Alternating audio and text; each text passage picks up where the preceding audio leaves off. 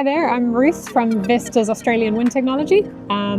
Here at the F-150 Lightning Test Drive Day. I just came to learn about what the offerings are available and how to incorporate the F-150 Lightning into our operations on wind farms. So you've actually got a really good history with the F-150 Lightning with how you've implemented them into the US. Yeah, we're one of the most dominant players in the US market.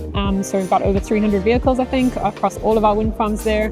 And so yeah, Australia's just really looking to get a piece of that pie. Just had a drive around the track. Yeah, really good. It's just so quiet, so different to a diesel car.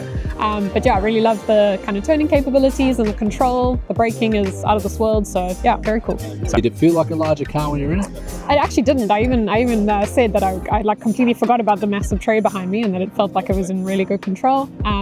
So yeah, it's amazing how sort of seamless it feels. Wonderful. Being interested in seeing how organisations can decarb their operations and vehicles like this potentially fit. 100%, yeah. So that's an absolute no-brainer for us, and especially our customers who own the wind farms. I think that's like the next big challenge, and we really need to get there before, as soon as possible.